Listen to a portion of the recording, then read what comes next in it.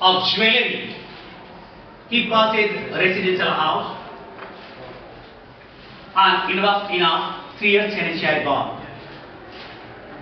So far as the residential house, there is 2 clause for the exemption.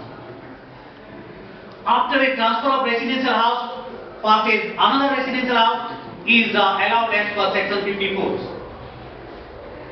But other than residential house, as service transfer, acquiring residential house is allowed as per section 54F. For the section 54 or 54F, need to purchase after within 2 years after from the date of sale.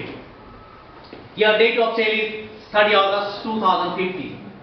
So 30 August 2015 plus 2 years means 30 August 2017. Within 30 August 2017, he has to purchase a new residential house. Here, he purchased a new residential house on 1st July 2016. 1st July 2016. Now, here section 54F is applicable because of other than residential house transfer, acquiring new residential house is allowed for the exemption as per section 54F. So let's exemption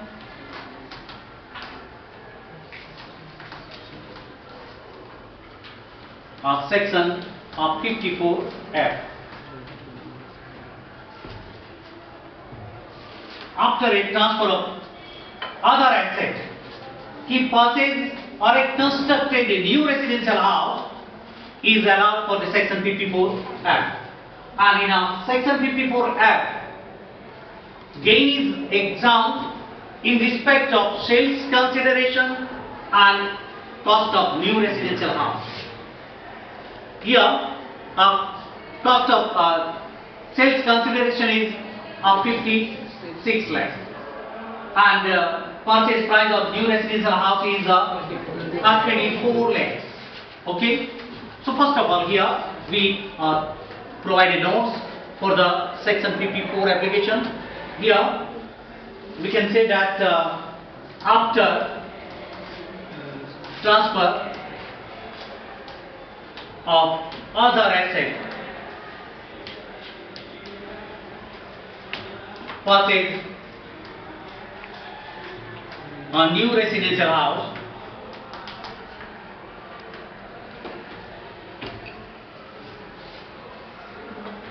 a proportionate long-term gain is exempt. Here for the sale price is 56 lakhs. Okay. If entire 56 lakhs invested in a new residential house, then exemption is 55 lakhs, 45,950 exempt. Here he invested only 24 lakhs, or 24 lakhs how much?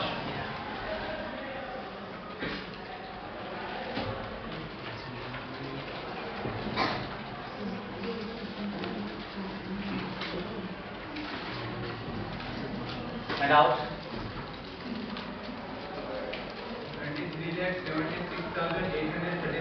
23 lakh 836. That is the exemption in this as per the section 54F. Here you may see a new residential house was purchased after a completion of accounting year. Our accounting year completed on 31st March 2016. But after that he purchased on 1st July 2016. As per the Income Tax Act, last day of the return filing for an individual person is 31st July. So, any investment prior to 31st July in respect of capital gain is allowed for the exemption to find out taxable capital gain. Now, another is he invested in a 3-year NHI bond. NHI bond for the 3 years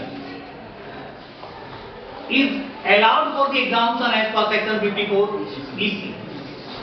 Any kind of asset, forget about the label of asset, simply a long-term asset is transferred and invest in a 3 years NHI bond is allowed for the exemption.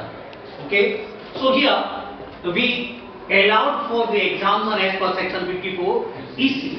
So here section of 54 EC for to invest in a 3 years NHAI bonds on which day? On 1st March 2016. Here need a date. For the applications of exemption as per section 54 EC, need to invest in a specified bond within 6 months from the date of transfer. Your date of transfer is 30 August 2015 and date of investment is 1st March 2016. It means a time lag is more than 6 months. More than 6 months. 6 months.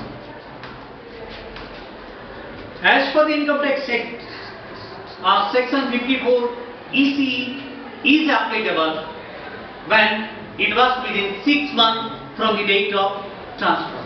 Here more than 6 months. That's why section 54 EC cannot be applicable, means 0. If within 6 months he invests in a 3 years NHI bond from the date of transfer, then the invest amount or a long-term gain of which lower amount is allowed for the accounts. Okay. Suppose here less than 6 months invested would be suppose 5 lakhs. So 5 lakhs or 55 lakhs of which lower 5 lakhs is exempt. Okay. Now here are 23 lakhs or 76,836. 31 lakhs 69,000 114. That is the taxable long-term gain. Taxable long-term gain. Now